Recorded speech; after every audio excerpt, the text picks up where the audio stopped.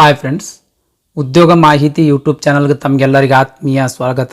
ಕರ್ನಾಟಕ ಶಾಲಾ ಶಿಕ್ಷಣ ಇಲಾಖೆಯಿಂದ ಕರ್ನಾಟಕ ಶಿಕ್ಷಕರ ಅರ್ಹತಾ ಪರೀಕ್ಷೆ 2024ರ ಅಧಿಸೂಚನೆಯನ್ನು ಹೊರಡಿಸಲಾಗಿದೆ. ಈ ಅಧಿಸೂಚನೆದ ಸಂಪೂರ್ಣ ಮಾಹಿತಿ ಈ ವಿಡಿಯೋದೊಳಗಿರುತ್ತೆ. ಹಾಗಾಗಿ ವಿಡಿಯೋ ಸ್ಕಿಪ್ ಮಾಡಲಾರ್ದಂಗೆ ಕೊನೆ ತನಕ ನೋಡ್ರಿ. ಕರ್ನಾಟಕ ಶಿಕ್ಷಕರ ಅರ್ಹತಾ ಪರೀಕ್ಷೆ ಅಂದ್ರೆ ಏನಂತ ನೋಡೋದಾದ್ರೆ, 1ರಿಂದ 8ನೇ ತರಗತಿ ಶಾಲೆಯ ಶಿಕ್ಷಕರು ಆಗಬೇಕಾಗಿತ್ತು ಅಂದ್ರೆ ಮೊದಲು ನೀವು ಈ ಎಕ್ಸಾಮನ್ನು ಪಾಸ್ ಮಾಡಬೇಕಾಗ್ತದೆ. ಇದಕ್ಕೆ ನಾರ್ಮಲ್ ಏನಂತಂದ್ರೆ KAR ಟೆಟ್ ಅಂತ ಕರೀತಾರೆ, ಕರ್ನಾಟಕ ಟೆಟ್ ಅಂತ ಕರೀತಾರೆ, ಟೀಚರ್ ಎಲಿಜಿಬಿಲಿಟಿ ಟೆಸ್ಟ್ ಅಂತ ಕರೀತಾರೆ. ಈ ಒಂದು ಎಲಿಜಿಬಿಲಿಟಿ ಟೆಸ್ಟನ್ನು ನೀವು ಪಾಸ್ ಮಾಡಬೇಕಾಗ್ತದೆ ಸ್ನೇಹಿತರೆ. ಪಾಸ್ ಮಾಡಿದರೆ ಮುಂದೆ ಶಿಕ್ಷಕರು ಆಗ್ಲಕ್ಕೆ ನೀವು ಎಲಿಜಿಬಲ್ ಇದ್ದಂಗೆ, ಅರ್ಹತೆಯನ್ನು ಹೊಂದಿದ್ದಂಗೆ ಸ್ನೇಹಿತರೆ. ಕರ್ನಾಟಕ ಟೆಟ್ಗೆ ಸಂಬಂಧಿಸಿದಂಗೆ ಅರ್ಜಿ ಏನಪ್ಪ ಅಂದ್ರೆ ಬಿಟ್ಟಾರ ಸ್ನೇಹಿತರೆ. ಇದಕ್ಕೆ ಸಂಬಂಧಿಸಿದಂಗೆ ಸಂಪೂರ್ಣವಾದಂಥ ಮಾಹಿತಿ ಈ ಅಧಿಸೂಚನೆಯೊಳಗಾದ ಸ್ನೇಹಿತರೆ. ಹಾಗಾಗಿ ಈ ಅಧಿಸೂಚನೆ ಬಗ್ಗೆ ಒಮ್ಮೆ ಕಂಪ್ಲೀಟಾಗಿ ಡಿಸ್ಕಸ್ ಮಾಡೋಣ್ರಿ. ಮೊದಲನೇದಾಗಿ ಪ್ರಮುಖ ದಿನಾಂಕಗಳ ಬಗ್ಗೆ ನೋಡೋಣ್ರಿ. ಏಪ್ರಿಲ್ 15ನೇ ತಾರೀಕು ಅರ್ಜಿ ಸಲ್ಲಿಕೆ ಪ್ರಾರಂಭ ಆಗ್ಯದ, ಅಂದ್ರೆ ಅಪ್ಲಿಕೇಶನ್ ಸ್ಟಾರ್ಟ್ ಆಗ್ಯದ. ಅಪ್ ಟು ಮೇ 15ರ ತನಕ ಅರ್ಜಿಯನ್ನು ನೀವು ಸಲ್ಲಿಸಬಹುದು. ಅರ್ಜಿ ಸಲ್ಲಿಸಿದ ಮೇಲೆ ಎಕ್ಸಾಮ್ ಜೂನ್ 30, 2024ರಂದು ಅಂದ್ರೆ ಅವತ್ತು ಭಾನುವಾರ ಇರ್ತದೆ, ಅವತ್ತು ಎಕ್ಸಾಮ್ ನಡೀತಾವೆ. ಇಲ್ಲೊಂದು ಅಫೀಸಿಯಲ್ ವೆಬ್ಸೈಟ್ ಕೊಟ್ಟಾರ ನೋಡ್ರಿ. ಈ ಅಫೀಸಿಯಲ್ ವೆಬ್ಸೈಟ್ಗೆ ಹೋಗಿ ಆನ್ಲೈನ್ ಮುಖಾಂತರ ಅರ್ಜಿಯನ್ನು ಸಲ್ಲಿಸಬೇಕು. ಆನ್ಲೈನ್ ಅರ್ಜಿ ಸಲ್ಲಿಸಬೇಕಾದ್ರೆ ಏನೇನು ಕ್ರಮಗಳನ್ನು ಅನುಸರಿಸಬೇಕಂತ ಇಲ್ಲಿ ಕೊಟ್ಟಿದ್ದಾರೆ ಸ್ನೇಹಿತರೆ. ದಯಮಾಡಿ ವಿಡಿಯೋ ಪಾಸ್ ಮಾಡಿ ನೋಡ್ರಿ, ಇಲ್ಲಾಂದ್ರೆ ಈ ನೋಟಿಫಿಕೇಶನ್ ನನ್ನ ಟೆಲಿಗ್ರಾಮ್ ಚಾನಲ್ದೊಳಗೆ ಶೇರ್ ಮಾಡಿರ್ತೀನಿ. ಟೆಲಿಗ್ರಾಮ್ ಚಾನಲ್ದ ಲಿಂಕ್ ಈ ವಿಡಿಯೋದ ಡಿಸ್ಕ್ರಿಪ್ಷನ್ದಾಗ ಕೊಟ್ಟಿರ್ತೀನಿ. ಯಾರು ಇನ್ನೂ ತನಕ ನಮ್ಮ ಟೆಲಿಗ್ರಾಮ್ ಚಾನಲ್ ಜಾಯ್ನ್ ಆಗಿಲ್ಲೋ, ಈ ವಿಡಿಯೋದ ಡಿಸ್ಕ್ರಿಪ್ಷನ್ದಲ್ಲಿ ಇರ್ತಕ್ಕಂಥ ಲಿಂಕ್ ಮೇಲೆ ಕ್ಲಿಕ್ ಮಾಡೋದ್ರ ಮೂಲಕ ಕೂಡಲೇ ನಮ್ಮ ಟೆಲಿಗ್ರಾಮ್ ಚಾನಲನ್ನು ಜಾಯ್ನ್ ಆಗಿರಿ ಸ್ನೇಹಿತರೆ. ಯಾಕಂದರೆ ನಾವು ರೆಗ್ಯುಲರ್ ಆಗಿ ಜಾಬ್ ಅಪ್ಡೇಟ್ಸ್ಗಳನ್ನು ಕೊಡ್ತಿರ್ತೀವಿ.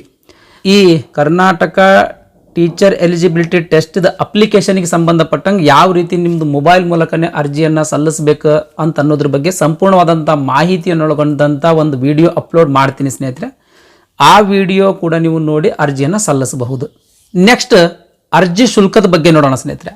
ಸಾಮಾನ್ಯ ವರ್ಗ ಕ್ಯಾಟಗರಿ 2A, 2B, 3A, 3Bಗೆ ಸೇರಿದ ಅಭ್ಯರ್ಥಿಗಳಿಗೆ ಪ್ರಶ್ನೆ ಪತ್ರಿಕೆ 1 ಅಥವಾ ಪ್ರಶ್ನೆ ಪತ್ರಿಕೆ 2 ಎರಡರೊಳಗೆ ಯಾವುದಾದ್ರೂ ಒಂದು ಎಕ್ಸಾಮಿಗೆ ನೀವು ಅರ್ಜಿ ಸಲ್ಲಿಸ್ತಿದ್ರಿ ಅಂತಂದ್ರೆ 700 ರೂಪಾಯಿ ಅರ್ಜಿ ಶುಲ್ಕ ಇರ್ತದೆ.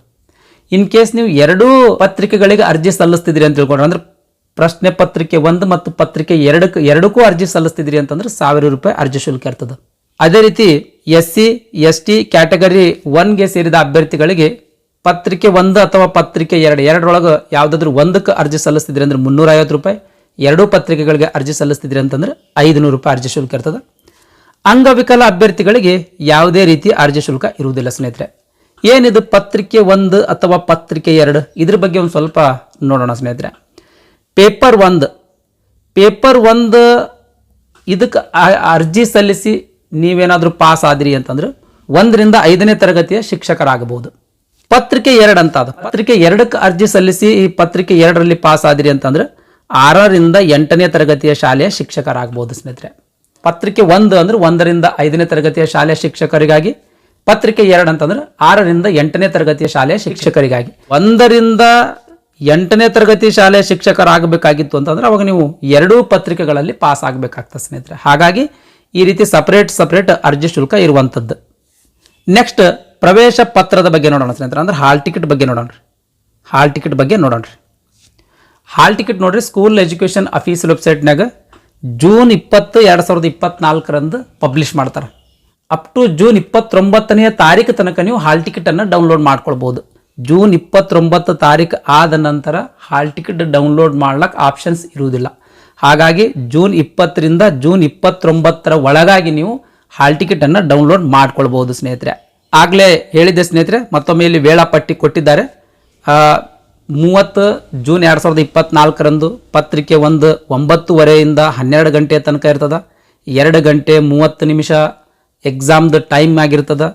ಪತ್ರಿಕೆ 2 ಮಧ್ಯಾಹ್ನ 2ರಿಂದ 4:30 ತನಕ ಇರ್ತದೆ. ಅಂದರೆ 2.5 ತಾಸು ಎಕ್ಸಾಮ್ದು ಟೈಮ್ ಆಗಿರ್ತದೆ ಸ್ನೇಹಿತರೆ. ನೆಕ್ಸ್ಟ್ ಎಜುಕೇಷನ್ ಕ್ವಾಲಿಫಿಕೇಶನ್ ಬಗ್ಗೆ ನೋಡೋಣ ಸ್ನೇಹಿತರೆ. ಫಸ್ಟ್ ಏನಂತಂದ್ರೆ ಪತ್ರಿಕೆ 1. ಈ ಪತ್ರಿಕೆ 1ಕ್ಕೆ ಅರ್ಜಿ ಸಲ್ಲಿಸಬೇಕಾಗಿತ್ತು ಅಂತ ತಿಳ್ಕೊಂಡ್ರೆ ನಿಮ್ದು ಎಜುಕೇಷನ್ ಕ್ವಾಲಿಫಿಕೇಶನ್ ಏನಾಗಿರಬೇಕು ಅಂತ ಅನ್ನೋದ್ರ ಬಗ್ಗೆ ನೋಡೋಣ ಸ್ನೇಹಿತರೆ. ಅಂದ್ರೆ 1ರಿಂದ 5ನೇ ತರಗತಿಯ ಶಾಲೆಯ ಶಿಕ್ಷಕರಾಗಬೇಕಾಗಿತ್ತು ಅಂತಂದ್ರೆ ನಿಮ್ದು ಎಜುಕೇಷನ್ ಕ್ವಾಲಿಫಿಕೇಶನ್ ಏನು ಮುಗಿಸಿರ್ಬೇಕು ನೀವು ಅಂತ ಅನ್ನೋದ್ರ ಬಗ್ಗೆ ನೋಡೋದಾದ್ರೆ 50% ಅಂಕಗಳೊಂದಿಗೆ PUC ಪಾಸ್ ಮಾಡಿರ್ಬೇಕು. ಈ ಭಾಳ ಕೇರ್ಫುಲ್ ಆಗಿ ಕೇಳ್ರಿ ಸ್ನೇಹಿತರೆ. 50% ಅಂಕಗಳೊಂದಿಗೆ PUC ಪಾಸ್ ಆಗಿರ್ಬೇಕು. 2 ವರ್ಷದ ಡಿಪ್ಲೊಮಾ ಇನ್ ಎಲಿಮೆಂಟ್ರಿ ಎಜುಕೇಷನ್ ಅಂತ ಒಂದು ಕೋರ್ಸ್ ಬರ್ತದೆ, ಆ ಕೋರ್ಸ್ ಪಾಸ್ ಮಾಡಿರ್ಬೇಕು. ಇವೆರಡು ಎಜುಕೇಷನ್ ನೀವು ಪಾಸ್ ಮಾಡಿದ್ರಿ ಅಂತ ತಿಳ್ಕೊಳ್ರಿ, ಈ ಪೇಪರ್ 1ಕ್ಕೆ ಅರ್ಜಿಯನ್ನು ಸಲ್ಲಿಸ್ಬೋದು. ಇನ್ ಕೇಸ್ ಇದು ಎಜುಕೇಷನ್ ಕ್ವಾಲಿಫಿಕೇಷನ್ ಮುಗಿದಿದ್ದಿಲ್ಲ ಅಂತ ತಿಳ್ಕೊಳ್ರಿ, 50% ಅಂಕಗಳೊಂದಿಗೆ PUC ಪಾಸ್ ಮಾಡಿ 4 ವರ್ಷಗಳ ಬ್ಯಾಚುಲರ್ ಇನ್ ಎಲಿಮೆಂಟ್ರಿ ಎಜುಕೇಷನ್ ಅಂದರೆ BLED ಅಂತ ಬರ್ತದೆ, ಬ್ಯಾಚುಲರ್ ಇನ್ ಎಲಿಮೆಂಟ್ರಿ ಎಜುಕೇಷನ್. ಇದು 4 ವರ್ಷದ ಕೋರ್ಸ್. ಇದು ಏನಾದರೂ ಪಾಸ್ ಮಾಡಿದಿರಿ ಅಂತ ತಿಳ್ಕೊಳ್ರಿ, ಈ ಪೇಪರ್ 1ಕ್ಕೆ ಅರ್ಜಿಯನ್ನು ಸಲ್ಲಿಸ್ಬೋದು. ಇನ್ ಕೇಸ್ ಇದು ಕ್ವಾಲಿಫಿಕೇಷನ್ನು ನಿಮ್ಮದು ಮುಗಿದಿರಲಿಲ್ಲ ಅಂತ ತಿಳ್ಕೊಳ್ರಿ, ಸೇಮ್ ಮತ್ತು PUCಯಲ್ಲಿ 50% ಅಂಕಗಳೊಂದಿಗೆ PUC ಪಾಸ್ ಮಾಡಿ 2 ವರ್ಷಗಳ ಡಿಪ್ಲೊಮಾ ಇನ್ ಎಜುಕೇಷನ್ ಅಂದರೆ D.Ed ಅಂತ ಬರ್ತದಲ್ಲ, ಈ D.Ed ಏನಾದರೂ ನೀವು ಪಾಸ್ ಮಾಡಿದ್ರಿ ಅಂದರೂ ಕೂಡ ಪೇಪರ್ 1ಕ್ಕೆ ಅರ್ಜಿಯನ್ನು ಸಲ್ಲಿಸ್ಬೋದು. ಇದು ಎಜುಕೇಷನ್ ಕ್ವಾಲಿಫಿಕೇಷನ್ ಮುಗಿದಿರಲಿಲ್ಲ ಅಂತ ತಿಳ್ಕೊಳ್ರಿ, 50% ಅಂಕಗಳೊಂದಿಗೆ ಪದವಿ ಪಾಸ್ ಮಾಡಿ ಅಂದರೆ 50% ಅಂಕಗಳೊಂದಿಗೆ ಡಿಗ್ರಿ ಪಾಸ್ ಮಾಡಿ 2 ವರ್ಷಗಳ diploma in elementary education course pass ಮಾಡಿದ್ರಿ ಅಂತಂದ್ರೂ ಕೂಡ ನೀವು ಈ ಪೇಪರ್ 1ಕ್ಕೆ ಅರ್ಜಿಯನ್ನು ಸಲ್ಲಿಸಬಹುದು. ಇದು ಎಜುಕೇಷನ್ ಕ್ವಾಲಿಫಿಕೇಷನ್ ಮುಗಿದಿರಲಿಲ್ಲ ಅಂತ ತಿಳ್ಕೊಳ್ರಿ. ಇನ್ನು ಒಂದು ಐತಿ ಸ್ನೇಹಿತರೆ, 50% ಅಂಕಗಳೊಂದಿಗೆ ಪದವಿ ಪಾಸ್ ಮಾಡಿ B.Ed ಪಾಸ್ ಮಾಡಿದ್ದೀರಿ ಅಂತ ತಿಳ್ಕೊಳ್ರಿ, ಪೇಪರ್ 1ಕ್ಕೆ ನೀವು ಅರ್ಜಿಯನ್ನು ಸಲ್ಲಿಸಬಹುದು. ಇಲ್ಲಿ ಇನ್ನೂ ಒಂದು ಪ್ರಮುಖವಾಗಿರ್ತಕ್ಕಂಥ ಅಂಶ ಏನಂತಂದ್ರೆ, ಈ DLD ಅಂದರೆ ಡಿಪ್ಲೊಮಾ ಇನ್ ಎಲಿಮೆಂಟ್ರಿ ಎಜುಕೇಷನ್ ಆಗಿರ್ಬೋದು, ಈ ಬ್ಯಾಚುಲರ್ ಇನ್ ಎಲಿಮೆಂಟ್ರಿ ಎಜುಕೇಷನ್ ಆಗಿರಬಹುದು, 2 ವರ್ಷಗಳ ಡಿಪ್ಲೊಮಾ ಇನ್ ಎಜುಕೇಷನ್ ಆಗಿರ್ಬೋದು, ಪಾಸ್ ಮಾಡಲೇಬೇಕಂತೇನಿಲ್ಲ. ಇನ್ ಕೇಸ್ ನೀವು ಓದ್ತಾ ಇದ್ರಿ ಅಂತ ತಿಳ್ಕೊಡ್ರಿ ಅಂದರೂ ಕೂಡ ನೀವು ಅರ್ಜಿಯನ್ನು ಸಲ್ಲಿಸಬಹುದು. ಉದಾಹರಣೆಗಾಗಿ 50% ಅಂಕಗಳೊಂದಿಗೆ PUC ಪಾಸ್ ಮಾಡಿರಿ, ನೀವು ಡಿಪ್ಲೊಮಾ ಇನ್ ಎಲಿಮೆಂಟ್ರಿ ಎಜುಕೇಷನ್ ಕೋರ್ಸಿಗೆ ಅಡ್ಮಿಷನ್ ತೊಗೊಂಡು ಈಗ ಓದ್ತಾ ಇದ್ದೀರಿ ಅಂತ ತಿಳ್ಕೊಡ್ರಿ, ಅಂದರೂ ನೀವು ಅರ್ಜಿಯನ್ನು ಸಲ್ಲಿಸಬಹುದು. ನೆಕ್ಸ್ಟ್ ಪತ್ರಿಕೆ 2ಕ್ಕೆ ಸಂಬಂಧಿಸಿದಂಗೆ ಎಜುಕೇಷನ್ ಕ್ವಾಲಿಫಿಕೇಷನ್ ಬಗ್ಗೆ ನೋಡೋಣ ಸ್ನೇಹಿತರೆ. ಕನಿಷ್ಠ 50% ಅಂಕಗಳೊಂದಿಗೆ ಪದವಿ ಪಾಸ್ ಮಾಡಿರ್ಬೇಕು ಅಂದರೆ ಡಿಗ್ರಿ ಪಾಸ್ ಮಾಡಿರ್ಬೇಕು. 2 ವರ್ಷಗಳದ ಡಿಪ್ಲೊಮಾ ಇನ್ ಎಲಿಮೆಂಟ್ರಿ ಎಜುಕೇಷನ್ ಕೋರ್ಸನ್ನು ಪಾಸ್ ಮಾಡಿರಬಹುದು, ಅಥವಾ ಈ diploma in elementary education course ಓದ್ತಾ ಇದ್ರೂ ಕೂಡ ನೀವು ಅರ್ಜಿಯನ್ನು ಸಲ್ಲಿಸಬಹುದು. ಇನ್ ಕೇಸ್ ಈ ಎಜುಕೇಷನ್ ಕ್ವಾಲಿಫಿಕೇಷನ್ ನಿಮ್ದು ಮುಗಿದಿರಲಿಲ್ಲ ಅಂತಂದ್ರೆ 50% ಅಂಕಗಳೊಂದಿಗೆ ಡಿಗ್ರಿ ಪಾಸ್ ಮಾಡಿ B.Ed ಪದವಿ ಪಾಸ್ ಮಾಡಿದ್ರಿ ಅಂತ ತಿಳ್ಕೊಡ್ರಿ, ಪೇಪರ್ 2ಕ್ಕೆ ಅರ್ಜಿ ಸಲ್ಲಿಸಬಹುದು. ಇನ್ ಕೇಸ್ ನೀವು B.Ed ಓದುತ್ತಾ ಇದ್ದೀರಿ ಅಂತಂದ್ರೂ ಕೂಡ ನೀವು ಅರ್ಜಿಯನ್ನು ಸಲ್ಲಿಸಬಹುದು. ನೆಕ್ಸ್ಟ್ ಇದನ್ನು ನೀವು ಎಜುಕೇಷನ್ ಕ್ವಾಲಿಫಿಕೇಷನ್ ಮುಗಿಸಿರ್ಲಿಲ್ಲ ಅಂತಂದ್ರೆ ನೆಕ್ಸ್ಟ್ 50% ಅಂಕಗಳೊಂದಿಗೆ PUC ಪಾಸ್ ಮಾಡಿ 4 ವರ್ಷಗಳ ಬ್ಯಾಚುಲರ್ ಇನ್ ಎಲಿಮೆಂಟ್ರಿ ಎಜುಕೇಷನ್ ಓದುತ್ತಾ ಇದ್ದೀರಿ ಅಂತಂದ್ರೂ ಕೂಡ ಅರ್ಜಿ ಸಲ್ಲಿಸಬಹುದು. ಪಾಸ್ ಆದರೂ ಕೂಡ ನೀವು ಅರ್ಜಿಯನ್ನು ಸಲ್ಲಿಸಬಹುದು. ನೆಕ್ಸ್ಟ್ ಇದು ಎಜುಕೇಷನ್ ಕ್ವಾಲಿಫಿಕೇಷನ್ ಮುಗಿದಿರಲಿಲ್ಲ ಅಂತಂದ್ರೆ 50% ಅಂಕಗಳೊಂದಿಗೆ ಡಿಗ್ರಿ ಪಾಸ್ ಮಾಡಿ 2 ವರ್ಷದ B.Ed ಏನಪ್ಪ ಅಂದ್ರೆ ಪಾಸ್ ಮಾಡಿದ್ರಂತರೂ ಕೂಡ ಈ ಪೇಪರ್ 2ಗೆ ಅರ್ಜಿ ಸಲ್ಲಿಸಬಹುದು. ಇನ್ನು ಓದುತ್ತಾ ಇದ್ದೀರಿ ಅಂತಂದ್ರೂ ಕೂಡ ಪೇಪರ್ 2ಗೆ ಅರ್ಜಿಯನ್ನು ಸಲ್ಲಿಸಬಹುದು. ಹಾಗಾದ್ರೆ ಪೇಪರ್ 1 ಮತ್ತು ಪೇಪರ್ 2ಕ್ಕೂ ಅರ್ಜಿ ಯಾರು ಸಲ್ಲಿಸಬಹುದು ಅಂತ ಅನ್ನೋದ್ರ ಬಗ್ಗೆ ನೋಡೋದಾದ್ರೆ, ಇಲ್ಲಿ ಎಜುಕೇಷನ್ ಕ್ವಾಲಿಫಿಕೇಷನ್ ಕೊಟ್ಟಾರ ಸ್ನೇಹಿತರೆ. ಈ ಪೇಪರ್ 1ರಲ್ಲಿ ಮತ್ತು ಪೇಪರ್ 2ರಲ್ಲಿ ಸೇಮ್ ಎಜುಕೇಷನ್ ಬಂದು ಅಂತ ತಿಳ್ಕೊಳ್ರಿ, ಅವರು 2 ಪೇಪರ್ಗೆ ಅರ್ಜಿಯನ್ನು ಸಲ್ಲಿಸಬಹುದು. ಸಿಂಪಲ್ ಆದಿದ್ದು. ಓಕೆ ರೀ. ನೆಕ್ಸ್ಟ್ ಎಕ್ಸಾಮಿನೇಷನ್ ಬಗ್ಗೆ ನೋಡೋದಾದ್ರೆ, ಕರ್ನಾಟಕ ಶಿಕ್ಷಕರ ಅರ್ಹತಾ ಪರೀಕ್ಷೆ 2 ಪತ್ರಿಕೆಗಳನ್ನು ಒಳಗೊಂಡಿರ್ತದೆ. ಪತ್ರಿಕೆ 1 ಮತ್ತು ಪತ್ರಿಕೆ 2 ಈಗಾಗಲೇ ನಿಮಗೆ ಗೊತ್ತದ. ಓಕೆ ರೀ.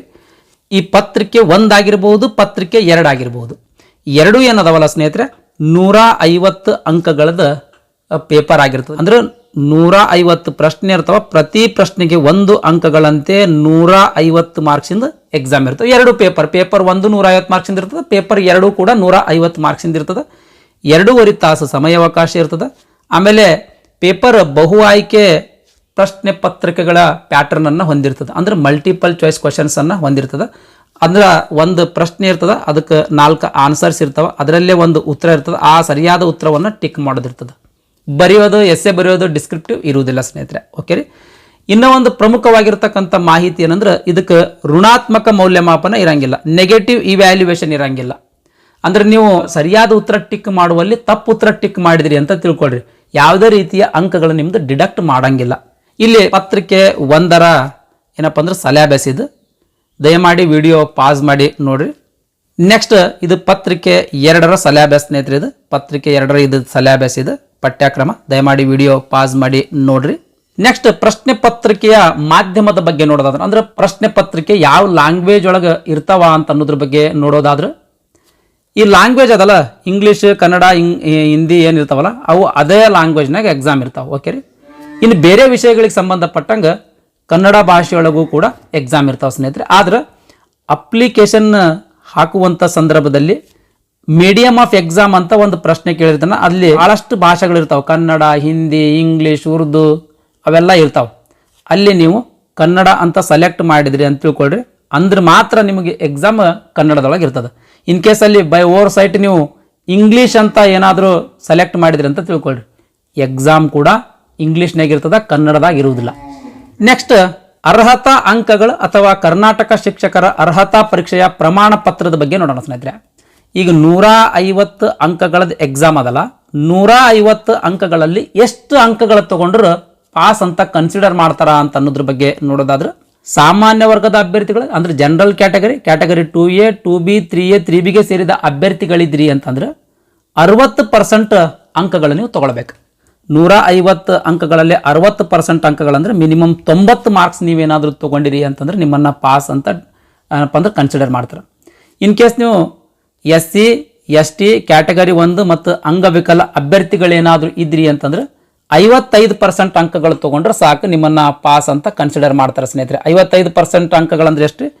82.5 ಅಂದ್ರೆ ಒಂದು 83 ಮಾರ್ಕ್ಸ್ ಏನಾದರೂ ನೀವು ತಗೊಂಡಿರಿ ಅಂತಂದ್ರೆ ನಿಮ್ಮನ್ನ ಪಾಸ್ ಅಂತ ಕನ್ಸಿಡರ್ ಮಾಡ್ತಾರೆ. ಪಾಸ್ ಅಂತ ಕನ್ಸಿಡರ್ ಮಾಡಿದ ಮೇಲೆ ಪಾಸ್ ಆಗಿದ್ದಕ್ಕೆ ಸಂಬಂಧಿಸಿದಂಗೆ ಒಂದು ಶಿಕ್ಷಕರ ಅರ್ಹತಾ ಪರೀಕ್ಷೆಯ ಪ್ರಮಾಣ ಪತ್ರ ಅಂತ ಕೊಡ್ತಾರೆ, ಒಂದು ಸರ್ಟಿಫಿಕೇಟ್ ಕೊಡ್ತಾರೆ ಸ್ನೇಹಿತರೆ. ಸರ್ಟಿಫಿಕೇಟ್ ಹಾರ್ಡ್ ಕಾಪಿ ಕಳಿಸೋದಿಲ್ಲ ನಿಮ್ಮ ಮನೆಗೆ. ಅಲ್ಲೇನಂದ್ರೆ ಸ್ಕೂಲ್ ಎಜುಕೇಷನ್ ಅಫೀಸಿಯಲ್ ವೆಬ್ಸೈಟ್ನಾಗ ಡೌನ್ಲೋಡ್ ಮಾಡ್ಲಿಕ್ಕೆ ಆಪ್ಷನ್ಸ್ ಕೊಡ್ತಾರೆ. ನೀವು ಆ ಪ್ರಮಾಣ ಪತ್ರವನ್ನು ಡೌನ್ಲೋಡ್ ಮಾಡ್ಕೊಳ್ಬೇಕು. ಇಲ್ಲಾಂದ್ರೆ ಎರಡನೇ ಆಪ್ಷನ್ ಏನಪ್ಪ ಅಂದ್ರೆ ಡಿಜಿ ಲಾಕರ್ನಾಗೂ ಕೂಡ ಆಪ್ಷನ್ ಕೊಟ್ಟಾರ. ಡಿಜಿ ಲಾಕರ್ ಮೂಲಕ ನೀವು ನಿಮ್ದು ಪಾಸ್ ಆಗಿರ್ತಕ್ಕಂಥ ಪ್ರಮಾಣ ಪತ್ರವನ್ನು ನೀವು ಡೌನ್ಲೋಡ್ ಮಾಡ್ಕೊಳ್ಬೇಕು. ಒಮ್ಮೆ ನೀವು ಪಾಸ್ ಆದ್ರಿ ಅಂತ ತಿಳ್ಕೊಳ್ಳಿ ಸ್ನೇಹಿತರೆ, ಈ ಒಂದು ಪ್ರಮಾಣ ಪತ್ರ ಲೈಫ್ ಟೈಮ್ ವ್ಯಾಲಿಡಿಟಿ ಇರ್ತದೆ. ಲೈಫ್ ಟೈಮ್ ಏನಿರ್ತದೆ ವ್ಯಾಲಿಡಿಟಿ ಇರ್ತದೆ ಸ್ನೇಹಿತರೆ. ಓಕೆ ರೀ.